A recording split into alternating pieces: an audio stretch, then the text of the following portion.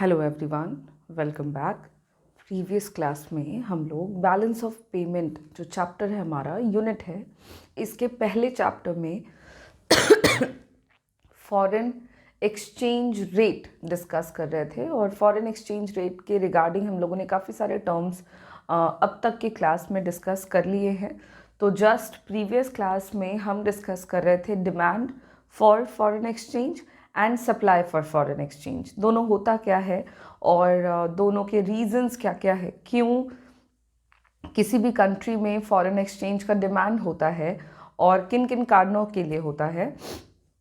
और सप्लाई की भी बात में हमने यही डिस्कस किया था कि सप्लाई ऑफ फॉरेन एक्सचेंज के क्या क्या रीज़न है। देन हम लोगों ने दोनों को ग्राफिकली कर्व बना करके देखा था कि डिमांड फॉर फॉरेन एक्सचेंज का जो कर्व है वो कैसा बनता है और सप्लाई ऑफ फॉरेन एक्सचेंज का कर्व कैसा बनता है। आज के क्लास में इसी को कंटिन्यू करते हुए हम ये बात समझेंगे कि जो फॉरेन एक्सचेंज रेट है उसमें चेंजेस आते हैं, है ना। हम अक्सर सुनते रहते हैं कि $1 बराबर 74 इंडियन रुपीज़।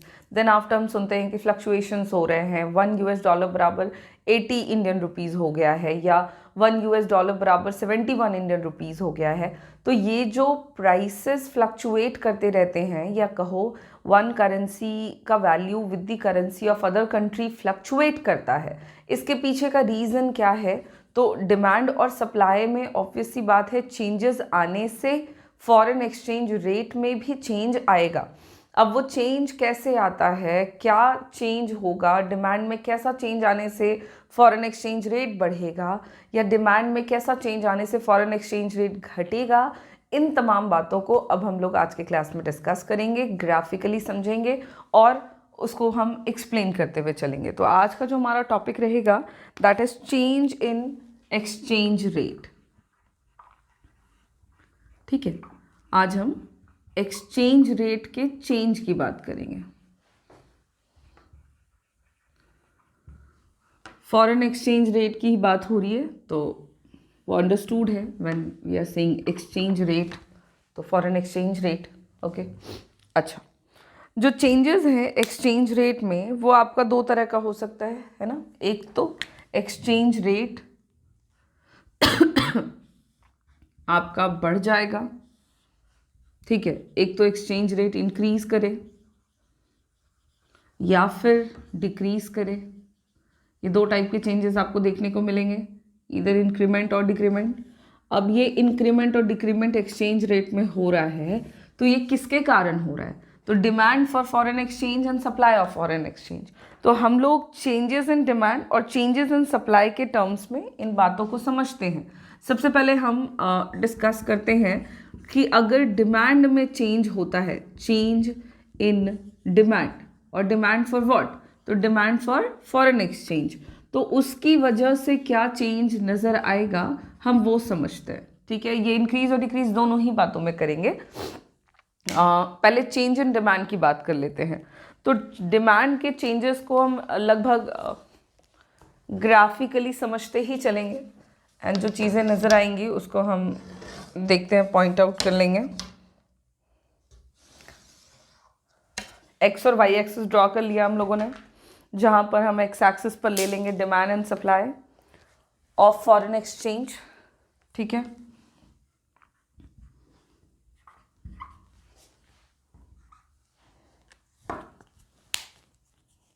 एक्स एक्सिस पर हम ले लेते हैं demand and supply of foreign exchange,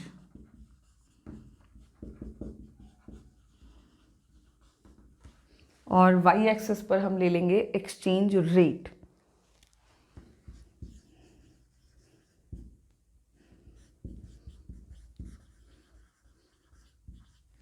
exchange rate, foreign exchange rate. ठीक है, तो फॉरेन एक्सचेंज रेट हो गया वाई एक्सिस पर और demand and supply for foreign exchange हो गया आपके एक्स एक्सिस पर। नाउ हम लोगों ने ऑलरेडी जाना हुआ है कि जो डिमांड कर्व होता है फॉरेन एक्सचेंज का, जो डिमांड कर्व होता है that is a downward sloping, because वो इन्वर्स रिलेशनशिप को दिखाता है between the demand and price for foreign exchange. तो वो आपका डाउनवर्ड स्लोपिंग आएगा। तो हम एक यहाँ पे simply downward sloping demand curve जो है वो ड्रॉ कर लेंगे। अब ये जो है आपका डिमांड कर्व है, इसको हम नाम दे देते हैं डी। सपोज करेंगे कि फॉरेन एक्सचेंज मार्केट में जो फॉरेन एक्सचेंज का डिमांड है कंट्री में वो डी है, और सप्लाई कर्व के बारे में भी हम लोगों ने डिस्कस किया हुआ है कि जो सप्लाई कर्व होता है दैट इज अपवर्ड राइजिंग, जो कि पॉजिटिव रिलेशन को दिखाता है। तो डिमांड होता है डाउनवर्ड स्लोपिंग और सप्लाई कर्व जो होता है वो होता है अपवर्ड राइजिंग। ठीक है, तो इसको हम नाम दे देंगे SS। अब हम डिस्कस क्या कर रहे हैं, तो हम डिस्कस कर रहे हैं चेंज इन डिमांड। डिमांड में चेंज होने से फॉरेन एक्सचेंज में क्या चेंज आएगा, हम उसको यहाँ पर जानेंगे। तो सप्लाई कर्व को हम यहाँ पे बिल्कुल भी चेंज नहीं करेंगे, उसके साथ कोई छेड़छाड़ नहीं करेंगे, हम डिमांड कर्व को चेंज करके देखेंगे। उससे पहले कि हम चेंजेस वगैरह करें, आप देखें डिमांड और सप्लाई कर्व जहाँ एक दूसरे को इंटरसेक्ट कर रहे हैं, that point will be the equilibrium. अब ये इक्विलिब्रियम है तो इससे हो क्या रहा है, तो ये पॉइंट इक्विलिब्रियम को बता रहा है, जो कि डिटरमाइन करता है कि कितनी क्वांटिटी फॉरेन एक्सचेंज की होगी और उसका एक्सचेंज रेट क्या होगा। ठीक है, तो जहाँ कहीं पर भी फॉरेन एक्सचेंज का डिमांड और सप्लाई एक दूसरे को इंटरसेक्ट करता है, that point is called equilibrium, और इसी इक्विलिब्रियम पर डिटरमाइन हो जाएगी क्वांटिटी और फॉरेन एक्सचेंज रेट। सपोज कि मार्केट में, इंटरनेशनल मार्केट में, फॉरेन एक्सचेंज मार्केट में रेट जो है वो OR तय हो गया और जो क्वांटिटी तय हो गई इसको भी हम कुछ नाम दे दें, और सपोज दैट कि ये OQ तय हो गई। तो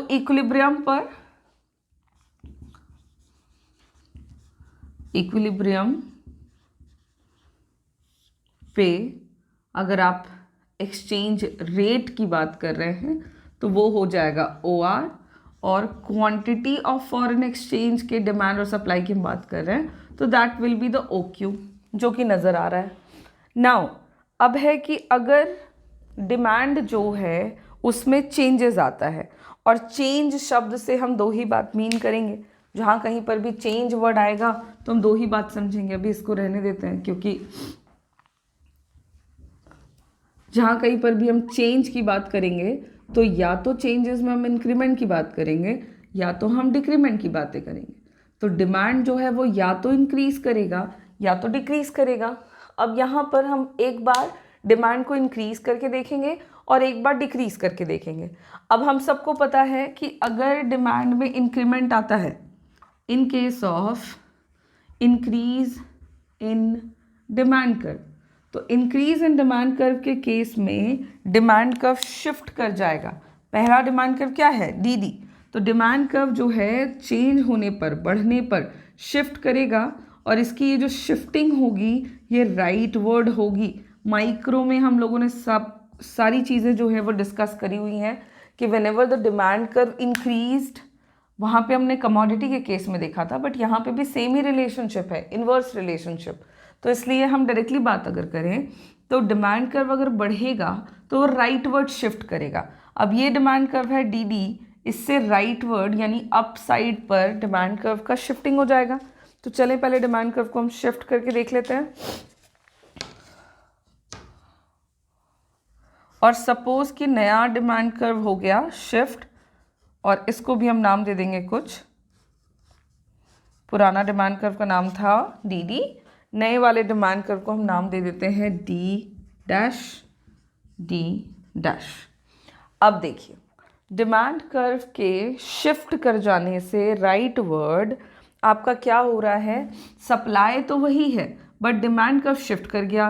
अब जहाँ पर डिमांड और सप्लाई एक दूसरे को इंटरसेक्ट करते हैं उसको हम इक्विलिब्रियम कहते थे। तो पुराना इक्विलिब्रियम था E, नया इक्विलिब्रियम मिल गया E', और ऐसा होने से फॉरेन एक्सचेंज रेट पर क्या अंतर पड़ा हम उसकी बात करें। तो जब हम देख पा रहे हैं कि डिमांड कर्व शिफ्ट कर चुका है, सप्लाई में कोई चेंज नहीं आया, इससे क्या हुआ कि आप देखोगे कि नया फॉरेन एक्सचेंज रेट भी डिटरमाइन होगा, बिकॉज डिमांड और सप्लाई पे ही डिपेंड करता है एक्सचेंज रेट। तो अगर चेंजेस आता है डिमांड और सप्लाई में, तो उससे फॉरेन एक्सचेंज रेट का रेट भी बदलेगा और उसकी क्वांटिटी जो है वो भी चेंज हो जाएगी।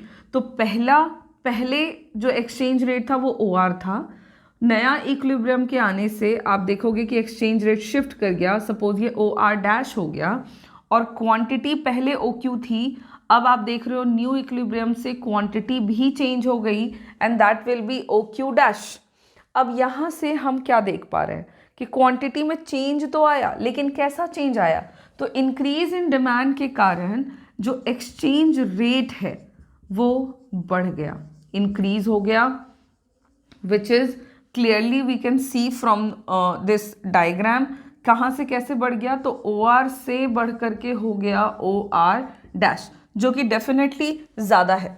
पहले OR थी, अब OR' हो गया। तो आप देख पा रहे हो कि जब हमारा फॉरेन एक्सचेंज मार्केट में फॉरेन एक्सचेंज का डिमांड बढ़ा तो उससे रेट भी बढ़ गया, और रेट के बढ़ने के साथ साथ हमारे फॉरेन एक्सचेंज की जो क्वांटिटी है वो भी बढ़ गई। तो रेट और क्वांटिटी इन दोनों में इंक्रीमेंट आएगा कब, जब डिमांड जो है फॉरेन एक्सचेंज का वो बढ़ेगा, OQ से बढ़ करके हो गया OQ'। तो इस तरह से हमारे फॉरेन एक्सचेंज रेट में चेंज आ जाता है डिमांड में चेंज आने से। और ये चेंज आपको क्या इंडिकेट करता है, फॉरेन एक्सचेंज रेट बढ़ गया का मतलब क्या हो गया, तो इसका मतलब हुआ कि पहले जब आप सपोज हम इंडिया और US डॉलर के टर्म्स में बातें कर रहे हैं, तो इसका मतलब ये निकल के आता है जो इंक्रीज हुआ है फॉरेन एक्सचेंज रेट में, इसका मतलब हुआ कि जो प्राइस है US डॉलर का, सपोज प्राइस जो है आपके US डॉलर का वो पहले की तुलना में बढ़ गई। सपोज पहले 40 रुपीज़ थी बराबर 1 US डॉलर, अब जो है ये बढ़ करके हो चुकी है 50 रुपीज़। ठीक है, तो 1 US डॉलर का जो वैल्यू है वो बढ़ करके 50 रुपीज़ हो गया 40 से। कब, जब फॉरेन एक्सचेंज रेट बढ़ा। और ऐसा हुआ, इससे हमारे कंट्री की करेंसी पर क्या असर पड़ा, तो आप देख सकते हो क्वांटिटी बढ़ गई हमारे कंट्री की करेंसी का। इसका साफ मतलब है कि हमारी करेंसी का जो वैल्यू है वो डेप्रिशिएट कर गया। तो depreciation of currency, domestic currency आपको देखने को मिलेगी कब, अगर फॉरेन एक्सचेंज में जो मार्केट में डिमांड है वो बढ़ेगा और उसकी वजह से फॉरेन एक्सचेंज रेट बढ़ जाएगा। ये हमारा पहला चेंज आपको देखने को मिलेगा कब, जब डिमांड में चेंज आएगा। हम लोगों ने यहाँ पे क्या क्या बात करी है, तो देखो डिमांड बढ़ गया, डिमांड के बढ़ने से फॉरेन एक्सचेंज रेट बढ़ गया, जिसके कारण क्या हुआ, क्वांटिटी जो थी फॉरेन एक्सचेंज की वो भी इंक्रीज हो गई। और ऐसा होने से जिस भी करेंसी के कॉन्टेक्स्ट में बात करेंगे उसके साथ हमारे कंट्री की करेंसी का जो वैल्यू रहेगा वो डेप्रिशिएट कर जाएगा, बिकॉज क्वांटिटी बढ़ी है जिससे कि करेंसी का वैल्यू घटेगा। तो depreciation of currency takes place in case of increase in demand. Now ये तो हुआ इंक्रीज इन डिमांड। ठीक है, अब हम इंक्रीज इन डिमांड के साथ साथ बात कर लेते हैं कि अगर डिमांड डिक्रीज करता है तो क्या होगा, क्योंकि ज़रूरी तो नहीं कि डिमांड बढ़े ही, घट भी तो सकता है। तो दोनों ही केसेस में हम लोगों को बातें समझनी है। तो डिक्रीज इन डिमांड के केस में हम लोगों को पता है कि अगर डिमांड कर्व डिक्रीज करता है, डिमांड डिक्रीज करता है, तो आपको ग्राफिकली चेंजेस नज़र आएगा और आपको डिमांड कर्व शिफ्ट होता हुआ नज़र आएगा, वो भी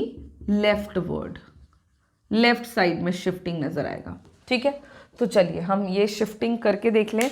ग्राफिकली हम लोग पहले ये शिफ्टिंग को प्लॉट कर लेते हैं, उसके बाद हम लोग चेंजेस डिस्कस करेंगे। तो left side DD is the demand curve और लेफ्ट साइड में इसकी शिफ्टिंग हो रही है, यानी कि नीचे की तरफ ये शिफ्ट कर जाएगा।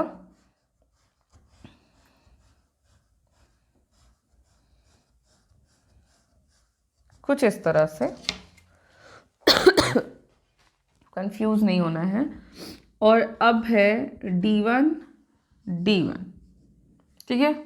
बढ़ा था तो D डैश था, बढ़ा था इधर, शिफ्ट हुआ था राइट वर्ड। अब हम इसको घटा रहे हैं। अगर डिमांड में कमी आएगा तो डिमांड कर्व जो है वो लेफ्ट वर्ड शिफ्ट करता है। ये भी हम लोगों का डिस्कस किया हुआ टर्म है, ठीक है। तो जब लेफ्ट साइड पे डिमांड कर्व शिफ्ट करेगा तो नया डिमांड कर्व मिल गया विच इज D1 और सप्लाई में कोई चेंज नहीं आया। तो जहां कहीं पर भी डिमांड और सप्लाई एक दूसरे को इंटरसेक्ट करेंगे that will be the equilibrium. और इस इक्विलिब्रियम पॉइंट को हम नाम दे देते हैं, इसको नाम दे देते हैं E1, ठीक है। अब जब डिमांड कर्व में चेंज आया और कमी आई है तो हम देख पा रहे हैं डिमांड कर्व लेफ्ट साइड में शिफ्ट कर चुका है, नया इक्विलिब्रियम मिल चुका है। और इस न्यू इक्विलिब्रियम के मिलने से जो फॉरेन एक्सचेंज रेट है उसमें भी चेंज आएगा, बिकॉज नया इक्विलिब्रियम हो चुका है। और हम इस इक्विलिब्रियम पर फॉरेन एक्सचेंज रेट को पहले तो मार्क कर लें और फॉरेन एक्सचेंज की क्वांटिटी जो डिमांड और सप्लाई करी जा रही है उसको भी मार्क कर लेते हैं। सो डिमांड के डिक्रीज कर जाने से जो आपका फॉरेन एक्सचेंज रेट है वो चेंज हो गया और इसको हम नाम दे देते हैं R2, ठीक है। इसको नाम दे देते हैं D2। तो फॉरेन एक्सचेंज जो पहले R था OR, अब वो क्या हो गया OR2। और क्वांटिटी पहले जो OQ था एट द इक्विलिब्रियम, वहाँ से क्वांटिटी जो है वो घट गई और वो घट के हो गई OQ2। अब हम देख पा रहे हैं कि अगर डिमांड में कमी आती है तो इससे जो फॉरेन एक्सचेंज रेट है उसमें भी कमी आएगी। फॉरेन एक्सचेंज रेट उसमें आप देखोगे कि वो घटेगा, जो कि हम लोगों को दिख रहा है ग्राफिकली। वो क्या हो गया है OR से डिक्रीज करके OR2। और क्वांटिटी की अगर हम बात करें, quantity of domestic currency in terms of foreign currency, तो क्वांटिटी भी आपकी घट गई है और वो घट करके हो गई है OQ से OQ2। तो यहाँ पे डिमांड फॉर फॉरेन एक्सचेंज के डिक्रीज कर जाने से जो फॉरेन एक्सचेंज रेट है वो घटा, उसके कारण क्वांटिटी जो है वो घट गई। और इसका मतलब हुआ कि डोमेस्टिक करेंसी का जो वैल्यू है वो बढ़ गया, बिकॉज फॉरेन करेंसी का प्राइस, ये क्या इंडिकेट कर रहा है, ये इंडिकेट कर रहा है कि प्राइस जो है, सपोज $1 बराबर पहले थी ₹50। क्वांटिटी के घटने का मतलब जरा समझोगे तो $1 बराबर वो ₹50 से घट करके हो गई ₹40। यहाँ पे आप क्या देख रहे हो, क्वांटिटी जो है डोमेस्टिक करेंसी का वो घट गया है। क्वांटिटी के घटने का मतलब हुआ कि जो करेंसी का वैल्यू है दैट हैज़ बीन एप्रिशिएटेड। तो एप्रिसिएशन ऑफ डोमेस्टिक करेंसी आपको देखने को मिलेगी इन case of decrease in demand. Demand के घटने से करेंसी का जो वैल्यू रहेगा वो बढ़ जाएगा, डोमेस्टिक करेंसी का वैल्यू बढ़ जाएगा, क्योंकि in terms of foreign exchange अब आपको कम क्वांटिटी में अपने देश की करेंसी देनी पड़ रही है। इसका मतलब आपकी करेंसी का वैल्यू बढ़ गया है। और ये आपको चेंजेस नज़र आएंगे अगर डिमांड में चेंज होता है। तो बार बार कह रहे हैं डिमांड मतलब क्या का डिमांड, तो फॉरेन एक्सचेंज का डिमांड। जो फॉरेन एक्सचेंज है उसके डिमांड में चेंज आएगा तो आपके फॉरेन एक्सचेंज रेट में भी चेंज आ जाएगा और वो चेंजेस आपको इस तरह से मिलेगा। तो depreciation and appreciation takes place whenever the demand for foreign exchange changes. In case of increase in demand तो डेप्रिसिएशन होगा, in case of decrease in demand for foreign exchange तो एप्रिसिएशन होगा। कैसे होगा इसको मैंने आपको एक्सप्लेन कर दिया है। तो ये हम लोगों ने चेंज इन डिमांड के कॉन्टेक्स्ट में बात किया कि how the foreign exchange rate has been changes. अब बात कर लेंगे कि अगर सप्लाई में चेंज आता है, यहाँ पे देखो हम क्या कर रहे थे, सप्लाई को हमने कांस्टेंट रखा हुआ था और हम एक बार डिमांड को बढ़ा रहे हैं, एक बार डिमांड को घटा रहे हैं। अब है कि डिमांड कांस्टेंट रहे और अगर सप्लाई चेंज हो, एक बार बढ़े एक बार घटे, तो भी तो फॉरेन एक्सचेंज में चेंज आएगा। तो कैसा चेंज आएगा फॉरेन एक्सचेंज में, अब हम ये डिस्कस कर लेते हैं। फटाफट से चलें, चेंज इन सप्लाई के कॉन्टेक्स्ट में भी बातें करते हैं। इन टर्म्स को आप ध्यान से देख करके समझेंगे। आपके क्वेश्चन जो हैं वो ऑब्जेक्टिव टाइप भी इस तरह के टॉपिक से पूछे जाते हैं। डायरेक्टली अगर बात करें कि डिमांड कर्व में कैसा चेंज आएगा जब foreign exchange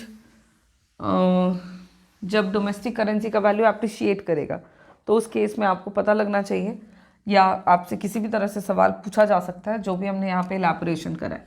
now move on to change in supply. Supply की बात हो रही है तो किस चीज़ के सप्लाई की बात करेंगे, फॉरेन एक्सचेंज के। तो फॉरेन एक्सचेंज में के सप्लाई में अगर चेंज आता है तो इससे क्या चेंजेस आएगा आपके एक्सचेंज रेट में, हम इसको डिस्कस करते हैं। और अगेन चेंजेस का मतलब इंक्रीज और डिक्रीज, तो हम एक बार बात कर लेंगे कि अगर इंक्रीज होगा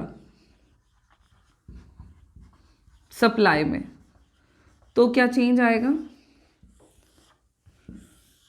और दो डायग्राम में बात समझते हैं। और अगर डिक्रीज होता है सप्लाई में तब किस तरह का चेंज आएगा फॉरेन एक्सचेंज में, हम वो जानते हैं। फटाफट से ये इंक्रीज और डिक्रीज को हम लोग ग्राफिकली प्लॉट करेंगे। तो पहले हम ग्राफ बना लेते हैं, एक्स और वाई एक्सिस ड्रॉ कर लेंगे सिंपली।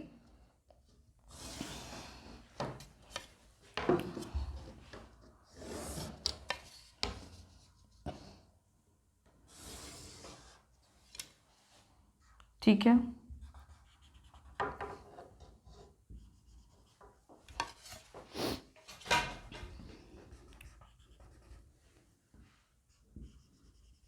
ठीक है। तो एक्स एक्सिस पर और वाई एक्सिस पर हम चीज़ें वही लेंगे जो इससे पहले हम लोगों ने ले रखा था। एक्स एक्सिस पर हम ले लेंगे quantity for demand and supply of foreign exchange, और वाई एक्सिस पर हम ले लेंगे रेट। क्या चीज़ के रेट की बात हो रही है, तो रेट ऑफ फॉरेन एक्सचेंज।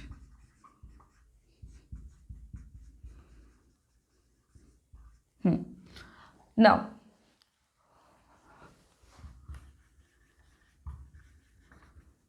यहाँ पे भी सेम ही ग्राफ बना रहे हैं, वन बाय वन करके बात करेंगे।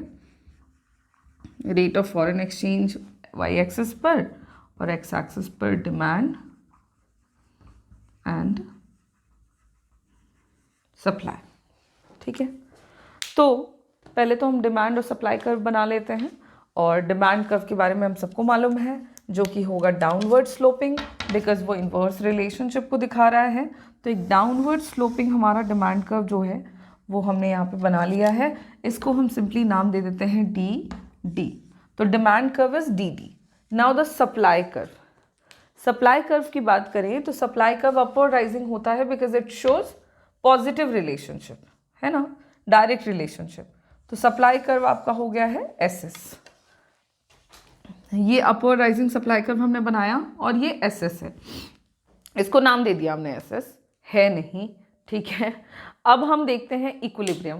तो हम सबको मालूम है इक्विलिब्रियम कहाँ होगा भाई, तो जहाँ पर डिमांड और सप्लाई एक दूसरे को इंटरसेक्ट करेंगे उस पॉइंट को हम इक्विलिब्रियम कंसिडर करेंगे। तो ये हुआ इक्विलिब्रियम, क्योंकि यहाँ पर डिमांड और सप्लाई के कर्व ने एक दूसरे को इंटरसेक्ट किया है। इक्विलिब्रियम पॉइंट से जब हम वाई एक्सिस की तरफ जाएंगे तो हमें एक्सचेंज रेट मिल जाएगा, और एक्स एक्सिस की तरफ पहुँचते ही हम लोगों को क्वांटिटी ऑफ फॉरेन एक्सचेंज का पता लग जाएगा।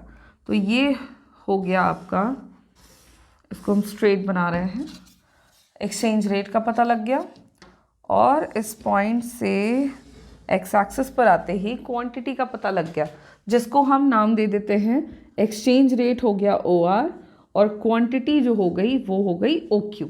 तो इक्विलिब्रियम पर क्वांटिटी है, at the point of equilibrium foreign exchange rate will be determined as OR and the quantity for foreign exchange will be determined as OQ। Now हम लोगों को देखना है कि अगर सप्लाई में इंक्रीमेंट होता है, इन case of increase in supply, तो फॉरेन एक्सचेंज अगर बढ़ जाता है, सप्लाई ऑफ फॉरेन एक्सचेंज अगर बढ़ जाता है, तो इससे सप्लाई कर्व जो है वो आपको राइटवर्ड शिफ्ट होता हुआ नजर आएगा। सप्लाई कर्व जो है वो राइटवर्ड शिफ्ट करेगा। कब? इन case of increase in supply. Graphically आप देखोगे कि किसी भी चीज़ में इंक्रीमेंट होने से जो शिफ्टिंग हो जाती है वो राइटवर्ड हो जाती है। ठीक है, बढ़ने पर राइटवर्ड शिफ्ट करेगा और घटने पर लेफ्टवर्ड शिफ्ट करेगा। तो सप्लाई कर्व जो है वो यहाँ पर हमारा राइटवर्ड शिफ्ट कर रहा है। तो चलो एक बार इसको हम लोग राइटवर्ड शिफ्ट करा के ही देख लें। अब सप्लाई कर्व का राइट, तो इस पॉइंट पर आप खड़े रहो, अपने आप को इस धर के राइट को डिसाइड करोगे, तो आपका राइट हैंड साइड इधर पड़ता है तो राइट इधर हो जाएगा। तो सप्लाई कर्व आपका शिफ्ट करता हुआ नजर आएगा किधर भाई? तो राइट वर्ड शिफ्ट करेगा।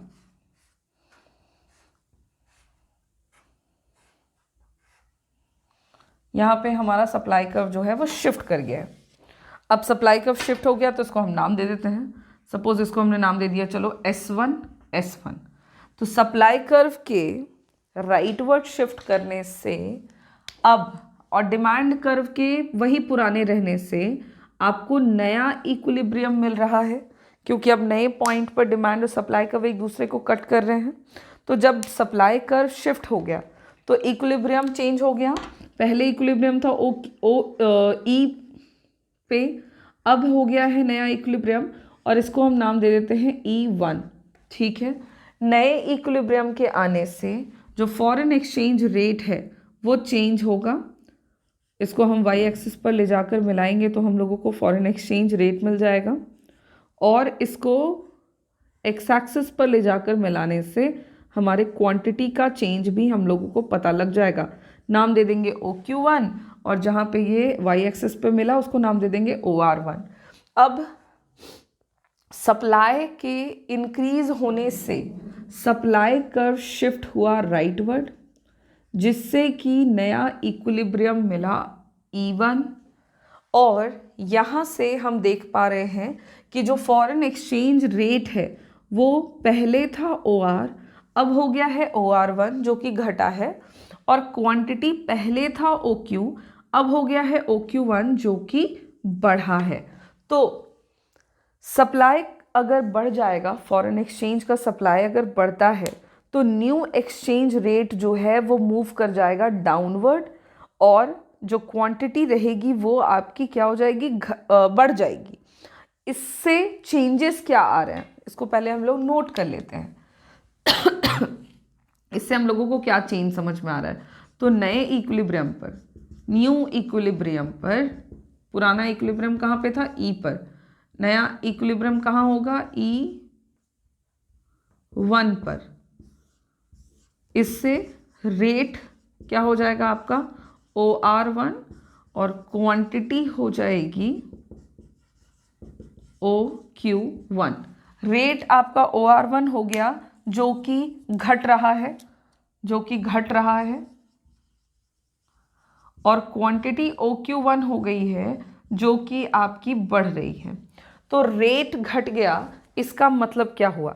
तो रेट के घटने का मतलब हो गया कि पर यूनिट प्राइस जो हो गया, मान लो हम US डॉलर के टर्म्स में बात कर रहे हैं, तो per unit price of US dollar जो है इन टर्म्स ऑफ रुपीज़ वो घट गई है।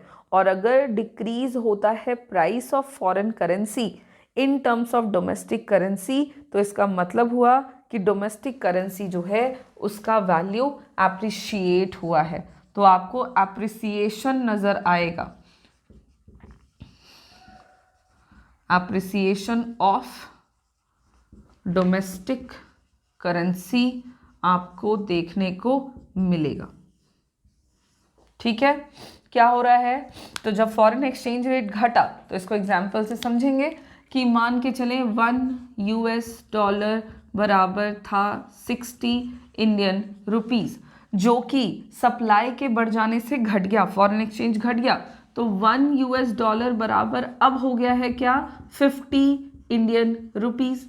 ऐसा होने से हम क्या देख रहे हैं, क्वांटिटी, पहले $1 का सामान लेने के लिए 60 रुपए देने पड़ते थे, अब वही $1 का सामान लेने के लिए 50 रुपए देने पड़ेंगे।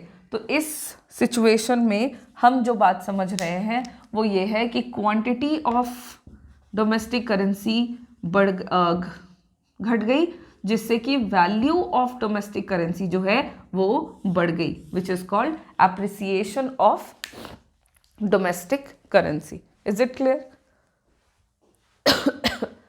अब हम लोग कंटिन्यू करेंगे डिक्रीज इन सप्लाई। डिक्रीज अगर होता है सप्लाई में तो उसके कारण क्या चेंजेस आता है फॉरेन एक्सचेंज रेट में, वो भी हम लोग फटाफट से कंटिन्यू करते हुए डिस्कस कर लेंगे, और ये डिस्कशन हम हमारे नेक्स्ट क्लास में करेंगे। Thank you.